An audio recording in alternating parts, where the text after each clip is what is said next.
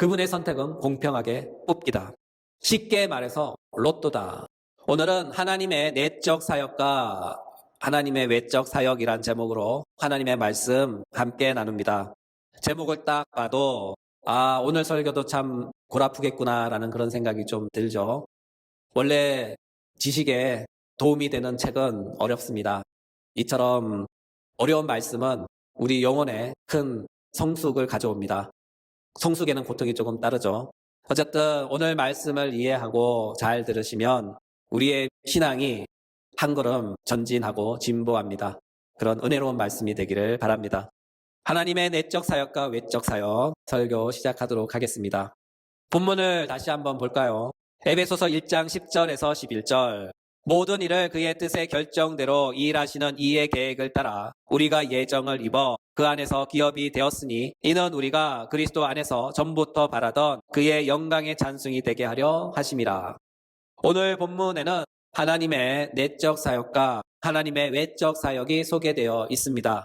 하나님의 내적 사역이라 함은 신적 질서를 따른 삼위일체 하나님께서 창세 전에 우리를 위하여 하신 일, 창세 전에 우리를 위해서 하신 일입니다. 반면에 하나님의 외적 사역이라 함은 경륜적 질서를 따른 삼위일체 하나님께서 창세로부터 지금까지 그리고 앞으로 창조의 완성을 위하여 하셨으며 하시며 하실 모든 일입니다.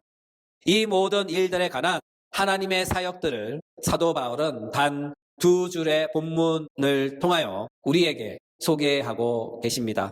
따라서 우리는 사도가 안내하는 본문의 결을 따라 오늘 말씀을 두 부분으로 구분하여 살펴보도록 하겠습니다.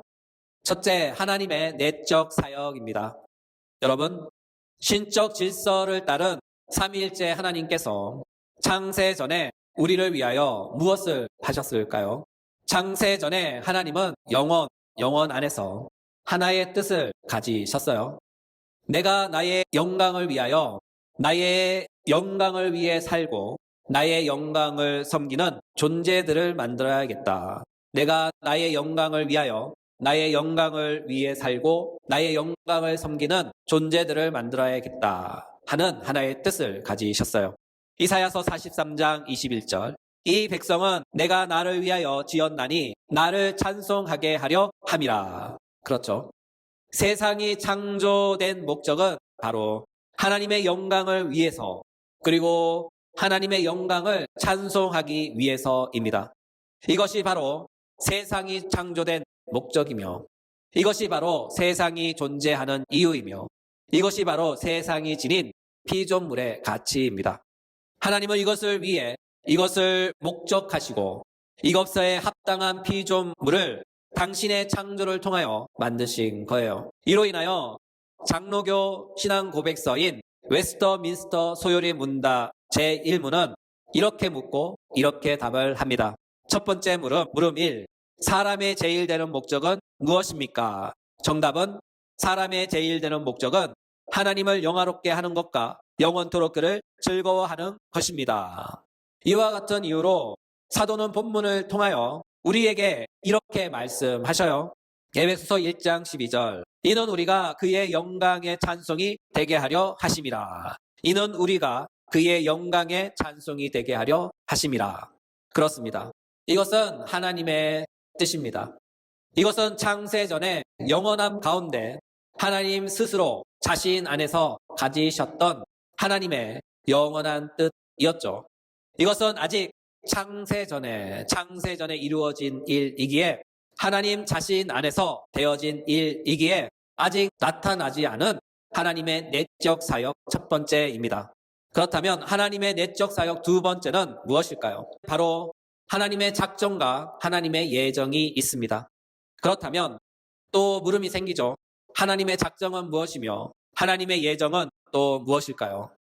하나님의 작정이란 하나님께서 당신을 위하여 시간 세상 안에서 장차 있을 모든 일들을 영원한 때부터 그 자신의 뜻을 따라 미리 결정하신 하나님의 영원한 계획과 목적을 의미합니다. 이를 볼 때 하나님의 작정은 하나님께 적용되는 단어로서 하나님의 뜻하심과 그 자신의 뜻을 이루기 위한 선택, 그분의 모든 계획들이 모두 다 하나님의 작정, 하나님의 작정에 속합니다. 따라서 하나님은 당신의 모든 뜻을, 당신의 작정을 통하여 당신의 뜻대로 모든 것을 다 이루십니다. 이와 같은 이유로 사도는 이렇게 말씀하셔요. 에베소서 1장 11절. 모든 일을 그의 뜻의 결정대로 일하시는 이의 계획을 따라 우리가 예정을 입어. 특히 본문에서 계획을 따라라는 단어를 주목해 보셔요. 이에 해당하는 헬라어는 프로데신입니다. 이 단어의 원형은 하나님의 변치 않는 목적, 하나님의 변치 않는 목적을 나타내는 단어로서 그 의미는 작정하다를 뜻합니다. 따라서 본문의 결을 따라 본문을 직역하면 이렇습니다. 하나님의 작정을 따라 예정을 입어. 하나님의 작정을 따라 예정을 입어. 여기서 주의할 것이 하나 있어요. 본문에 등장하는 하나님의 뜻, 숨은 가로와 같은 단어 선택, 그리고 하나님의 작정과 예정, 이 모든 것은 시간적 선후가 아니란 걸 꼭 기억하셔요. 달리 표현하면 시간상으로 하나님의 뜻이 먼저 있었고 그 뜻을 이루기 위한 선택과 작정이 있고 그 선택과 작정을 이루기 위한 구원의 계획과 예정이 있었다 하는 그런 말이 아니에요. 이 모든 것은 시간이 존재하기 전에 영원 안에서 또한 신적 본질 안에서 이루어진 하나님의 내적 사역의 열매들입니다. 이것은 비밀이며 이것은 신비입니다. 성경의 진리를 따르면 시간 또한 하나님의 창조물 가운데 하나죠. 따라서 하나님의 은밀한 가운데 이루어진 하나님의 모든 일들을 피조물의 시간으로 환산하여 이해하면 절대로 안 된다 하는 주의를 드리고 싶은 거죠. 이것은 신적 비밀이며 성경의 신비이기 때문에 우리는 그냥 믿음으로 이 용어를 깔끔하게 수납하면 됩니다. 또한 혹시나 하는 높아심에서 드리는 말씀인데 기독교에서 비밀, 신비 이런 용어를 사용할 때 세상에서 사용하는 뜻으로 의미로서의 비밀, 신비 이런 것이 아니에요. 기독교에서 신비라고 비밀 이런 말을 사용할 때는 우리의 이성이 닿지 않는 영역으로서 우리의 이해를 넘어서는 말씀들이기에 그것이 믿음이 아니고서는 도저히 수납할 수 없는 것들의 진리이기에 기독교에서는 그것을 비밀 또는 신비라는 말로 이성적 제한구역을 설정한 거예요. 쉽게 표현하면 이런 것이죠. 민간인 통제구역 들어보셨죠? 민간인 통제구역이 뭐 하는 곳일까요? 여기서부터는 민간인이 들어올 수 없습니다라는 그런 뜻이죠. 우리가 민통선을 넘는 순간 생각지도 못한 일들이 그의 인생 가운데 펼쳐지죠. 이런 불운한 사태를 예방하기 위해 민통선을 설정하듯이 우리의 이성도 성경이 계시해주는 계시의 빛 이외의 호기심으로 그 선을 넘지 말라 하는 뜻으로 비밀 또는 신비라는 이성의 제한구역을 설정한 것이죠.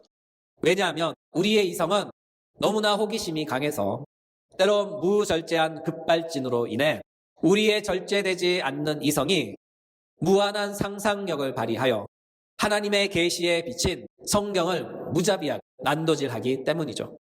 하나님은 이것을 금지하셨다는 것을 꼭 기억하십시오. 이에 따라 우리는 성경이 안내하는 데까지 인도함 받고 성경이 안내하지 않는 곳은 가지 않는 것이 참 좋습니다. 왜냐하면 성경이 안내해주는 진리만으로도 우리가 구원받고 신앙이 성장하며 그리스도의 장성한 분량에 이르는 데까지 있어서 부족함이 없기 때문이죠. 세상에 가유불급이란 말이 있죠. 너무 지나친 호기심은 모자람만 못한 것이 됩니다. 이와 같은 이유로 우리는 항상 기억해야 할 것은 우리는 성경이 안내하는 곳까지만 간다. 우리는 성경이 안내하는 곳까지만 간다입니다. 이것이 신앙의 바른 자세입니다. 요점은 하나님의 뜻, 하나님의 선택, 하나님의 작정, 하나님의 계획, 하나님의 예정 등등은 모두 다 시간적 질서를 따르지 않습니다. 이것은 영혼 안에서 더 엄밀히 표현하면 하나님 안에서 신적 질서 안에서 이루어진 일들입니다. 그러므로 우리는 이와 같은 하나님의 내적 사역을 그렇구나 하고 믿음으로 수납하면 됩니다. 또한 하나님의 예정이란 또 무엇일까요? 예정이란 것은 이성적 존재들인 사람과 천사들에 대한 하나님의 특별 작정을 가리키는 뜻이에요. 가령 이런 것이죠. 하나님은 당신의 작정 가운데 어떤 사람들과 천사들은 영생에 이르도록 선택하셨으며, 이와 비슷한 원리로 하나님은 당신의 작정 가운데 어떤 사람들과 천사들은 영원한 고통과 사망에 이르도록 유기를 하신 것을 가리킵니다. 여기서 유기라는 말의 적극적인 진술은 내버려 두심입니다. 또한 유기라는 말의 소극적인 진술은 선택하지 않음이 되겠죠. 그렇다면 우리는 여기서 이런 질문이 하나 생기죠. 하나님은 어떤 사람은 구원하시고 어떤 사람은 왜 구원하지 않으시나요? 하나님의 차별과 불공평은 너무 심한 것이 아닌가요? 라고 질문할 수 있습니다. 이에 대한 답은 두 가지입니다. 사도는 말씀합니다. 모든 일을 그의 뜻의 결정대로. 달리 말해서 이것은 하나님의 뜻이라고 합니다. 하나님의 뜻은 성경의 모든 것이죠. 더욱이 우리가 하나님의 뜻을 묻는 것은 하나님보다 더 큰 어떤 것을 묻는 것이 됩니다. 이와 같은 이유로 사도는 그의 서신서인 로마서에서 이렇게 말씀하셔요. 이 사람아, 내가 누구이기에 감히 하나님께 반문하느냐? 지음을 받은 물건이 지은 자에게 어찌 나를 이같이 만들었느냐 말하겠느냐? 통이 자기가 진흙 한 덩이로 하나는 기이 있을 그릇을 하나는 천이 있을 그릇을 만들 권한이 없느냐? 만일 하나님이 그의 진노를 보이시고 그의 능력을 하고자 하사 멸하기로 준비된 진노의 그릇을 오래 참으심으로 간용하시고 또한 영광받기로 예비하신 바 긍휼의 그릇에 대하여 그 영광의 풍성함을 알게 하고자 하셨을지라도 무슨 말을 하리요? 그렇죠? 사도의 대답은 이것입니다. 그것은 하나님의 주권적인 뜻이다. 하나님의 주권적인 선택을 통하여 한 사람은 진노의 그릇으로 한 사람은 긍휼의 그릇으로 만드셨다 하는 것이죠. 이와 같은 하나님의 주권 앞에 우리는 어떻게 해야 할까요? 겸손해야 합니다. 감사해야 합니다. 나를 긍휼히 여기사 긍휼의 그릇으로 선택하시고 나를 위하여 그 아들 예수 그리스도를 이 세상에 보내주셨고 나를 대신하여 나의 자리에서 고통과 죄를 담당하게 하시고 십자가에 죽기까지 내어주신 하나님의 선택하심에 감사해야 합니다. 따라서 하나님의 선택과 유기에 대한 답은 그것은 하나님의 뜻이었다. 또한 이에 대한 두 번째 대답은 이것입니다. 선명하진 않지만 본문을 통해 유추해 볼 수 있는 사실은 이것이죠. 우리가 그 안에서 기업이 되었다. 여기서 기업이란 단어를 주목해 보셔요. 이에 해당하는 헬라어는 에클레로데멘입니다. 이 단어는 제비 뽑아 정하다입니다. 이 단어의 시제는 또한 수동태이에요. 이 말을 하노라면 제비 뽑아 정하신 주체는 우리가 아닌 하나님이시다. 제비를 뽑아 정한 주체는 우리가 아니라 하나님이시다. 하나님은 선택과 작정을 통하여 어떤 사람을 제비 뽑아 영생으로 지정하셨다 하는 뜻이 됩니다. 여기서 유기의 입장으로 보면 무엇일까요? 영생으로의 제비 뽑기에서 그는 안 뽑혔다. 그는 꽝이다. 그런 뜻이죠. 비슷한 예는 아니지만 아주 흡사한 예를 하나 들어보겠습니다. 태국에는 독특한 병역 제도가 있다고 해요. 그것은 제비 뽑기를 통해서 병역을 결정한다고 하네요. 이런 제도가 우리나라에도 있으면 좋을까요? 나쁠까요? 그건 잘 모르겠네요. 어떤 이는 잘 뽑아서 병역을 면제받고 소위 똥손이신 분은 잘못 뽑아서 군 복무를 하는 것이죠. 여튼 비슷하진 않지만 이와 비슷합니다. 하나님은 죄 가운데 빠진 모든 인류 가운데 어떤 사람은 구원을 위한 선택을 하시고 어떤 사람은 구원을 위한 선택을 안 하신 거예요. 이것은 모두 하나님의 주권에 속하는 일입니다. 이에 대하여 불만을 품은 사람들은 이런 사람들과 비슷한 거죠. 하나님, 저는 왜 이뻐해 주시지 않으시나요? 저 사람은 이뻐해 주시고 왜 나는 이뻐해 주시지 않나요? 혹은 하나님, 저 사람은 선물을 주시고 나는 왜 선물을 안 주시나요? 하고 이렇게 따지는 것과 같습니다. 여러분, 어떤 사람을 이뻐하든 안 이뻐하든 또는 선물을 주든 선물을 안 주든 그것은 주는 사람 마음 아닌가요? 구원이란 것이 그래요. 성경의 가르침에 따르면 구원도 하나님이 주시는 선물이라고 합니다. 하나님은 어떤 사람에게 선물로 구원을 주시고 이와 비슷한 원리로 어떤 사람에게는 선물을 안 주시는 거죠. 이것은 바로 하나님의 뜻으로 말미암는 선택하심의 원리입니다. 이와 같은 이유로 사도는 이렇게 말씀하셨어요. 로마서 9장 13절. 기록된 바 내가 야곱은 사랑하고 에서는 미워하였다 하신가 같으니라.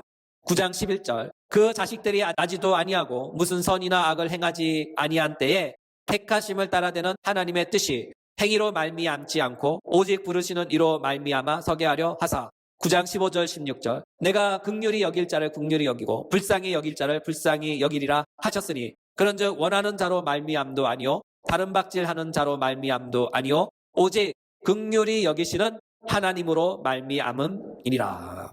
사도 바울의 이 모든 말씀을 요약하면 선택하고 선택 안 하고 하는 것은 하나님의 마음이다. 선택하고 선택 안 하고 하는 것은 하나님의 마음이다. 그리고 그분의 선택은 공평하게 뽑기다. 그분의 선택은 공평하게 뽑기다. 쉽게 말해서 로또다입니다. 그래서 공평한 거예요. 그래서 은혜로운 거예요. 그래서 차별이 없는 거예요. 우리는 모두 다 동일한 입장, 동일한 출발선에 서 있어요. 모두 다 하나님의 진노로 말미암은 영원한 사망에 처할 운명이었죠.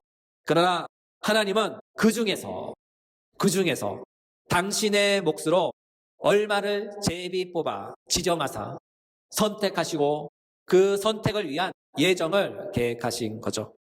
그래서 내가 선택받은 것은 내가 이뻐서 내게 무슨 공로가 있어서 혹은 내가 구원받으면 너무나 잘 믿고 충성할 것 같아서 선택받은 것이 아니에요. 그것과는 전혀 상관없는 하나님의 무작위적인 추첨을 통해서 하나님은 나를 뽑으신 거예요. 그래서 우리는 자랑할 것이 없는 거죠. 그래서 나는 구원받지 못한 사람보다 하나도 더 나은 것이 없는 사람이에요.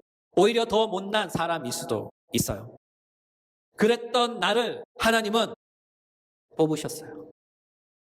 아무것도 안 보시고 무작위적인 추첨을 통해 나를 선택하셨고 그 선택으로 말미암아 나를 사랑하셨고 나를 향한 사랑을 이루기 위해 당신의 독생자 아들을 나를 위해 기꺼이 주신 것이죠. 바로 사망과 죗값으로 말이죠.